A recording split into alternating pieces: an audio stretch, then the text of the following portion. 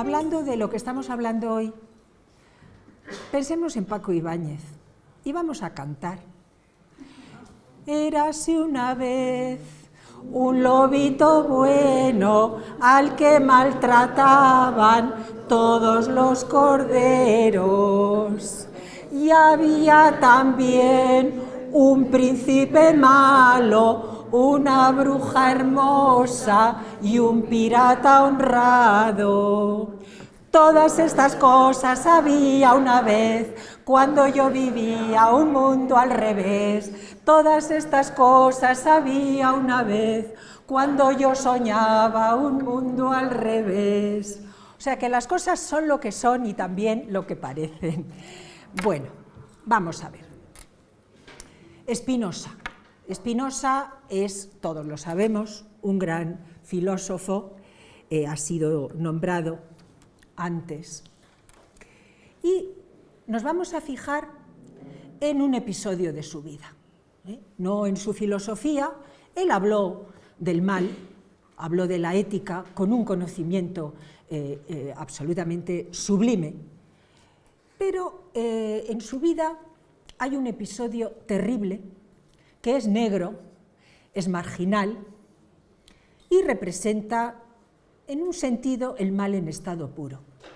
Yo personalmente creo, y lo creo a conciencia, que el infierno, yo soy profesora, lo ha dicho Paz, de Relaciones Internacionales, y yo creo que el infierno está aquí.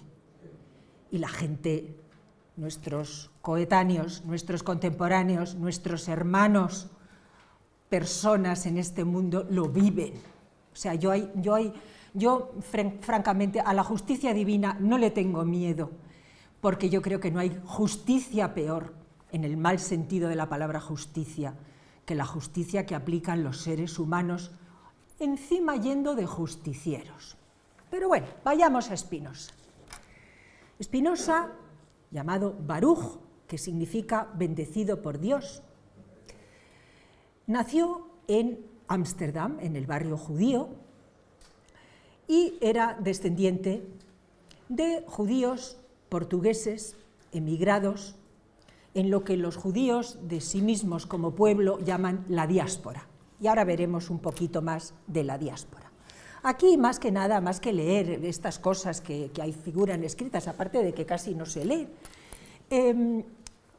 lo que interesa es fijarnos en este hombre, que claro, su nombre, digamos que latinizado, cristianizado, es Benedictus, en portugués Bento, él a sí mismo firmaba muchas veces como Bento, porque se tuvo que hacer cargo además de los negocios del padre. El padre era un comerciante sefardita, que sobre todo comerciaba con semillas, frutas, con pasas de Málaga, y la familia, ahora lo veremos, emigró desde, unos dicen, por ejemplo, Salvador de Madariaga, era un fanático, siempre andaba diciendo que provenían de Espinosa de los Monteros. Bueno, arribaron en un pueblecito del Alentejo llamado Vidigueira, y desde allí, bueno, con la expulsión de los judíos, el edicto de la Alhambra y luego el que se hizo en Portugal, pues emigraron hacia Nantes, la ciudad francesa de Nantes, de allí pasaron a Rotterdam y de allí pasaron a Ámsterdam. Bien, la descripción física de Spinoza por sus coetáneos. Tenía una altura media, un cuerpo bien formado, un hermoso rostro, una fisonomía grata.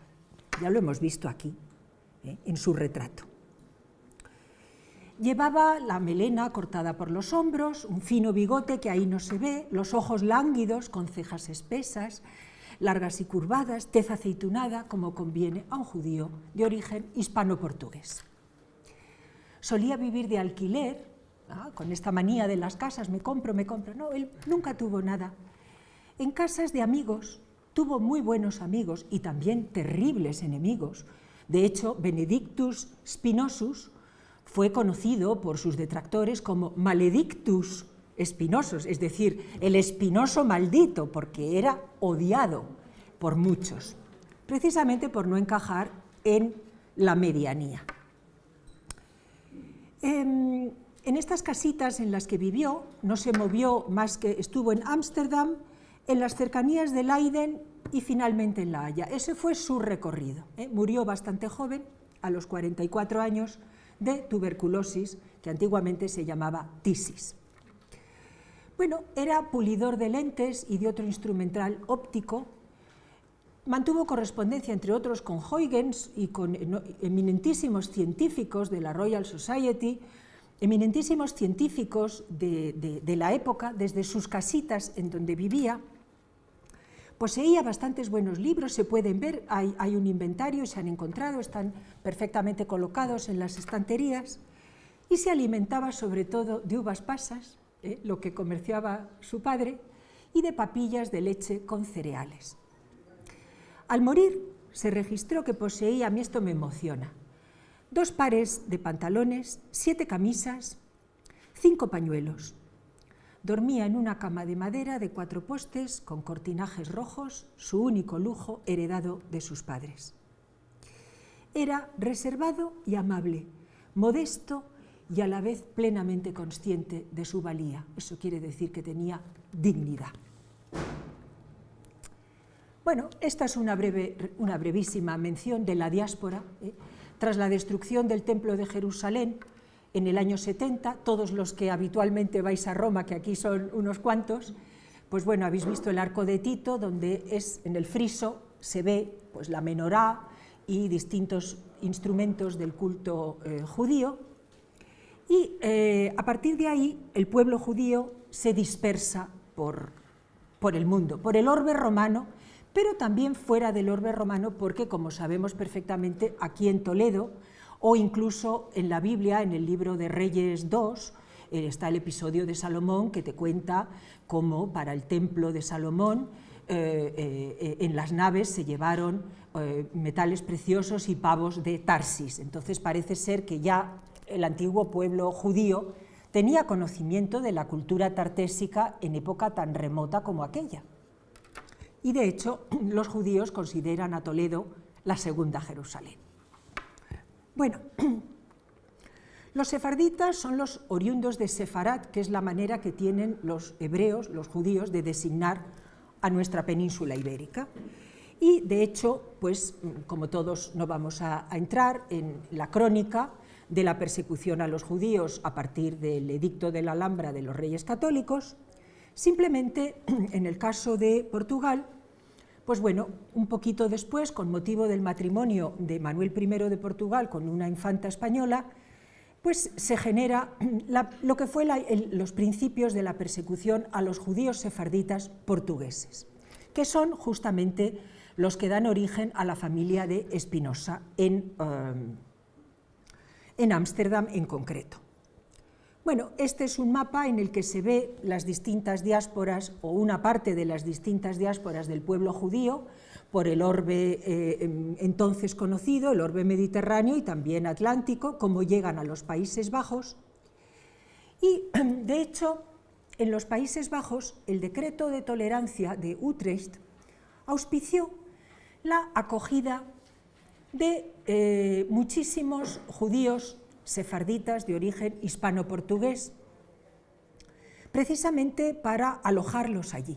Esto fue una medida muy inteligente. No vamos a entrar en temas, habría mucho que contar, pero bueno, lo cierto es que acogieron a estos judíos y pasaba una cosa curiosa, y es que, claro, como en España y en Portugal, donde estaba vigente la Inquisición, aunque la Inquisición, que antes con Tere hemos estado haciendo un pequeño repasillo, como sabéis, la Inquisición tiene origen en Francia, en el sur de Francia, en 1234, contra la herejía cátara, es decir, es una importación, lo que pasa que en España arraigó con particular florecimiento.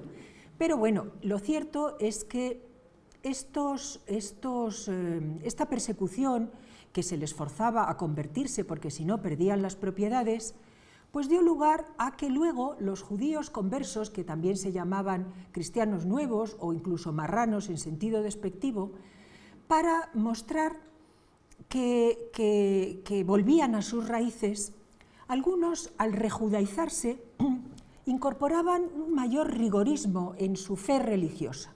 Esto explica una parte de lo que le pasó a Espinosa de joven. Lo cierto es que las comunidades judías en los Países Bajos florecieron. Tampoco era idílico, porque hubo zonas como Middelburg, por ejemplo, en donde los judíos no eran muy bien aceptados, pero en sí fueron aceptados porque, entre otras cosas, favorecían el comercio, conocían perfectamente el español y el portugués, lo cual era muy beneficioso para el comercio con las Indias. En aquel momento, como el historiador Immanuel Wallerstein plantea, está originándose la globalización, el sistema mundial, el capitalismo, es decir, todo lo que marca la estructura del mundo contemporáneo. Entonces, en aquella concurrencia por apoderarse de mercados coloniales, de aprovisionarse de materias primas, de mercancías, los judíos que hablaban español y portugués, claro, desempeñaron un papel muy importante en el comercio con las Indias, dentro de aquella piratería, aquella rivalidad constante que había entre los Países Bajos, pero también Inglaterra, Francia, etcétera, el resto de estados europeos.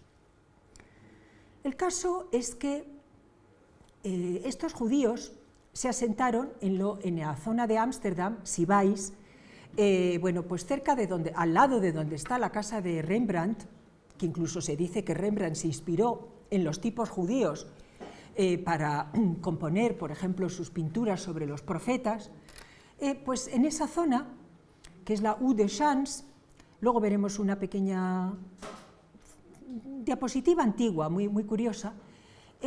Bueno, pues ahí se asentó la comunidad judía, que comprendía en la época de Spinoza unas 1000 personas.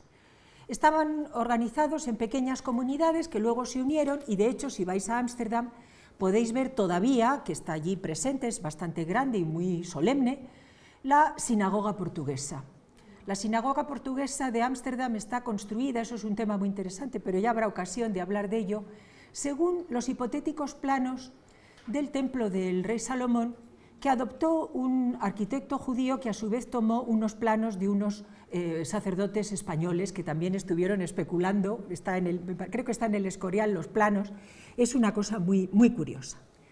Bueno, es curioso que ya sabéis que en Holanda tienen la costumbre de poner esta especie de plaquitas en las casas, y estos son los personajes curiosos de Moisés y Aarón.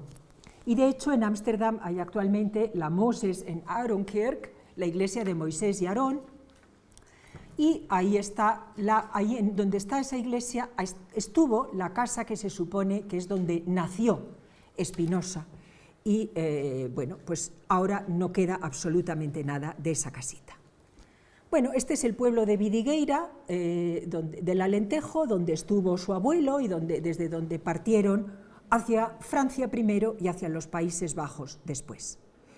Esta es la sinagoga, los hebreos la llaman Snoga, la sinagoga portuguesa de Ámsterdam. Tenemos que pensar que estos judíos de Ámsterdam hablaban en portugués, hablaban en español y hablaban, por supuesto, el hebreo pues, para seguir el culto, para seguir su propia religión. Spinoza, huérfano de madre desde niño, recibió una educación judía formal, ortodoxa, y pese a sus dotes, no completó sus estudios. Digamos que apuntaba maneras. Y en un momento dado se enfrentó al rabino por una serie de cuestiones, aparte de que luego Spinoza, como falleció su padre, tuvo que hacerse cargo de la empresa, que la llevaba a medias con su hermano Gabriel, y tuvieron, aparte de tener un flete que se hundió, unos pagos que no pudieron hacer, pues un tema pecuniario de un conflicto con otro judío de la sinagoga, en lugar de dirimirlo dentro de la sinagoga, dentro de la comunidad judía, él era así, lo llevó a juicio. Lo ganó, pero se enemistó, lo que dicen los gitanos, pleitos tengas y los ganes, querido. Se enemistó con toda la comunidad judía, y esto no se lo perdonaron. Él planteó una serie de cuestiones del dogma, ¿no? Y tuvo un enfrentamiento con la comunidad hebrea de Ámsterdam. Esta es la U de Champs, la foto de la U de Champs. Las casas que están al fondo ya no existen, esto es una postal antigua. Sí subsiste la pequeña casita que todavía está, ahora me parece que hay una especie de terracita. que se puede ver. Bueno, este es el jerem, que es la excomunión perpetua. O sea, no es una excomunión así más o menos negociable, no. Digamos que Spinoza fue tan obstinado porque intentaron, pues mira, incluso hasta te pagamos 1000 florines si te desdices de lo que has hecho. No, él no admitió ninguna componenda y entonces lo excomulgaron, y esta excomunión significaba que nadie podía, ningún hebreo, ningún judío podía hablarle, dirigirse a él, leer sus obras, ni siquiera visitarle, ni siquiera a sus propios hermanos. Este es el texto original. Si se viera bien, podríamos ver que se puede... hay un montón, casi todos, claro, son palabras inteligibles porque están en portugués y las entendemos, y hay unas palabras, maldito, maldito, la palabra maldito se repite continuamente en el texto. Bueno, fue acusado de herejía, porque estamos acostumbrados en nuestra mente estrecha, que solemos tenerla y además tenemos generalmente inercia y pereza mental, hereje. Bueno, es que hay herejes absolutamente en todas las religiones y ninguna se exime de ese fallo. Y entonces Spinoza se instaló junto a este personaje que se llamaba Franciscus van den Enden, latinizado como Afinius, y este era un exjesuita librepensador. En aquellos tiempos a los librepensadores se les llamaba libertinos. Fue poeta neolatino, componía en latín al estilo antiguo, fue médico, tratante de arte, publicista, fue autor de un utópico proyecto de la Nueva Holanda en el Nuevo Mundo, los nuevos mundos utópicos. Ya empezó Tomás Moro con esas proyecciones político-filosóficas, y pretendió crear una república antiesclavista en un momento en el que el comercio de esclavos estaba en pleno auge. Todos cristianísimos y todos santísimos, pero la práctica de la esclavitud, que es justamente lo que venía a combatir el cristianismo, todos iguales y ningún esclavo, pues se siguió practicando con enorme deleite. La foto esta nos muestra el Singel. El Singel es un sitio al que los que hayáis ido a Ámsterdam todo el mundo va, porque está el mercadito de las flores aquí a la derecha, donde todos compramos bulbos de tulipanes que luego no nos salen, y aquí, en esta parte de aquí, está la famosa escuela de latín de Franciscus van den Enden. Franciscus van den Enden participó en una conjura con el príncipe de Rohan contra Luis XIV y pereció ejecutado después de torturarle de manera horrorosa. A los 72 años, como no era noble, lo ahorcaron. Es lo que hablábamos antes de los crucificados y los decapitados. Bueno, pues el pobrecillo con 72 años lo ahorcaron precisamente por pretender quiso montar una república utópica no sé si en Bretaña o Normandía. Imaginaos qué personajes ha habido a lo largo de la historia. Bueno, viviendo todavía junto a Van den Enden, con el que se dice que con su hija tuvo alguna relación, aunque fue siempre muy comedido Spinoza, al grito de hereje en portugués casi lo apuñalaron. Unos dicen que a la salida del teatro, otros dicen que en otro lugar. Y él siempre guardó para mostrar las prendas de ropa agujereadas. En 1661 se instaló en Rijnsburg, como os he comentado, próximo a la Universidad de Leiden, en esta casita, en casa del cirujano Humann. Y allí se dedicó a su oficio. Él tuvo siempre un oficio manual: fabricar lentes, instrumentos ópticos. Gracias por el aviso.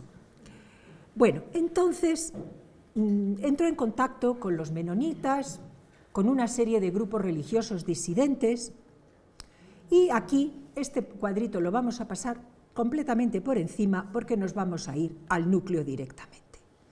Bueno, en Holanda había una serie de conflictos políticos religiosos. Todo estaba mezclado en aquellos tiempos, la política y la religión formaban prácticamente una y la misma cosa. En realidad eran todo conflictos por el poder. De lo que se trataba, y lo voy a sintetizar al máximo, era: o tenemos un régimen absolutista centrado en un monarca que eran los descendientes de Guillermo el Taciturno, que fue el que inició la rebelión contra la corona española, no contra España, y yo ahí como profesora de Relaciones Internacionales soy radical, o sea, no se rebelaban contra nosotros españoles, que les importábamos un pimiento, contra quien se enfrentaban era contra el dominio Habsburgo, y daba la circunstancia que los Habsburgo estaban en España por circunstancias de la vida.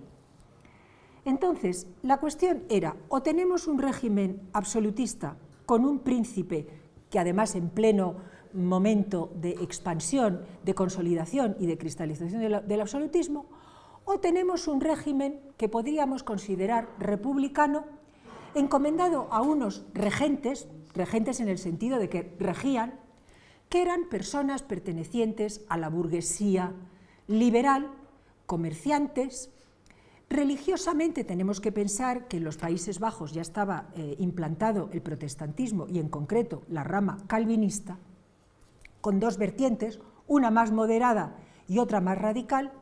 Entonces sucedía, por esas cosas que pasan en la vida, que el grupo republicano liberal burgués, en el sentido que le da Marx a las clases sociales, la burguesía como clase social que constituye la nación, bueno, pues estos eran religiosos moderados y estos se llamaban arminianos.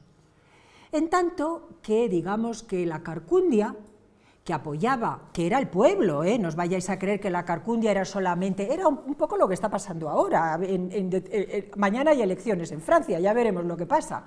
Entonces, la Carcundia era tanto el estamento nobiliario perjudicado por la modernidad, porque se adherían a los principios medievales, pero también una parte del pueblo que estaba como brutalizada. Entonces estos se llamaban gomaristas, y estos eran mucho más rígidos. Entonces se establecen una serie de luchas de poder, porque claro, los gobernantes pretenden el poder absoluto, frente a los estamentos de la burguesía que pretenden un régimen, por así decirlo, mucho más liberal. Se crea en los Países Bajos el movimiento de las guardias urbanas, que lo menciono aquí simplemente de pasadita, una serie de guerras, Sistema Mundial y Manuel Wallerstein, concurrencia por bienes y mercancías, o sea, la rapiña colonial a tope. Y bueno, en la época en la que nace Spinoza, que nace en 1632, los gobernantes, que como sabéis se llamaban estatúderes, Stadthuder, el que sostiene el Estado, ese es el origen etimológico, pues uno fue Guillermo II de Orange y Guillermo III de Orange, que luego fue rey de Inglaterra posteriormente, porque se casó, bueno, luego lo veremos. No lo veremos porque no nos va a dar tiempo. Entonces, da lo mismo. Como sabéis, Holanda, en ese momento, los Países Bajos, las 7 provincias unidas están viviendo su siglo de oro, en pintura sobre todo, que es absolutamente extraordinaria. ¿Y qué sucede? En el mare magnum de las guerras interdinásticas, territoriales, espantosas, tenemos que pensar que ha sucedido la Guerra de los 30 años, 1618-1648, y claro, en Francia, con Luis XIV, Francia está subiendo en su época también dorada. Y Luis XIV es un rey muy ambicioso, muy combativo. En ese rifirrafe de las guerras anglo-holandesas, todos contra todos, bueno, la fórmula era bellum omnium contra omnes, guerra de todos contra todos, que además era el postulado de Thomas Hobbes. Los franceses invaden los Países Bajos, en un momento en el que los Países Bajos están en plena contienda cívica o civil entre los dos bandos. Y en ese momento, quienes ocupan la regencia son el gran pensionario, que es Johan de Witt, y su hermano Cornelis, que ha participado en las guerras anglo-holandesas como lugarteniente del almirante de Ruyter. Estos son los que proponen una Holanda, unas provincias unidas, una república de las provincias unidas, liberal, democrática, entre comillas, en los parámetros que nosotros lo concebimos ahora. y justamente ha lesionado los intereses del príncipe, del que luego fue rey de Inglaterra. Bueno, fue rey simultáneamente de los holandeses y de los británicos. Este Johan de Witt era una persona culta, bien formada, civilizada, con una gran preparación científica, y el pueblo, ese pueblo que a veces mete la pata, exigía revocar el edicto perpetuo mediante el cual no iba a haber príncipe, no iba a haber absolutismo, y justamente el pueblo se rebela contra los que están trayendo la libertad al país, que son los de Witt como símbolo, pero todo lo que tenían alrededor. Y entonces, mediante una estratagema, consiguen llevar a proceso, llevar a juicio a Cornelis de Witt. Su hermano va a rescatarle a la Gevangenpoort, que es la cárcel de La Haya, y este es el cuadro terrible. El cuadro terrible que muestra a los hermanos de Witt ejecutados. Esta es la Grüne Säule, que es el patíbulo que está en la Gevangenpoort. Si vais a La Haya lo podéis ver, no el patíbulo, pero sí la Gevangenpoort, donde entre otros estuvo preso Grocio, y los hermanos de Witt, la plebe, de la que habla Hannah Arendt, los atrapó. A Johan le pegaron un tiro y le dieron un golpe de pica, al otro también lo tirotearon y estando todavía vivo lo evisceraron. Los colgaron del patíbulo. El pintor holandés, que es Jan de Ven, el cuadro está en el Rijksmuseum, identifica a los dos hermanos, uno lleva peluca, el otro no lleva peluca. Mutilaron los cadáveres y no solamente eso, sino que les quitaron el hígado, lo asaron y se lo comieron. Y los cronistas de la época lo que vienen a decir es que lo más pasmoso, pero ese es el mal, es que lo hicieron en absoluto orden y con absoluta calma, como una cosa de lo más normal. Es la banalización del mal de la que se hablaba antes. Entre tanto, Spinoza, y ya acabo porque estoy fuera de tiempo, Spinoza, el tímido, el retraído, el perseguido, porque no he contado nada de su vida, lo que hizo fue escribir un pasquín titulado Ultimi Barbarorum, bárbaros supinos, y estando todavía los cadáveres mutilados, de los cuales todavía quedan restos en el Museo Histórico de La Haya para contemplación de curiosos morbosos, pretendió ir a colgar el pasquín en la zona de la ejecución. Y su casero, que era un hombre razonable, atrancó la puerta para que no saliera. De todo esto hay absoluta documentación histórica. Aquí, si se pudiera ver, este es ese circulito que veis ahí, y acabo ya, prometo, es el emblema que Spinoza hizo de sí mismo, en el que se ve sus letras, Baruch Spinoza, una rosa, porque la rosa siempre tiene las espinas, y debajo, en latín, la palabra caute, cautela, precaución, ante la bestia humana. Le ofrecieron una cátedra de filosofía en Heidelberg, que rechazó, porque dijo que prefería pensar libremente, y se quedó en su casita de La Haya, y esta es su última morada, y he terminado. La tumba, y un día que tengamos tiempo os contaré cómo llegué yo a esa tumba, está en la Neue Kirche de La Haya, a Paco sí se la he contado por teléfono. Y en el actual monumento, repudiado por todos, por los judíos, por los cristianos, por todos menos por sí mismo, figura, esta tierra cubre los huesos de Benito de Spinoza, otrora sepultado en la Iglesia Nueva.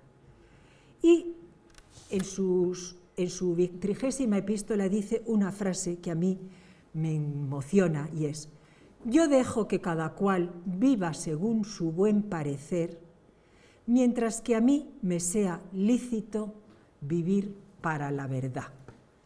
Vivamos para la verdad y sabremos lo que es el bien y lo que es el mal. Finis.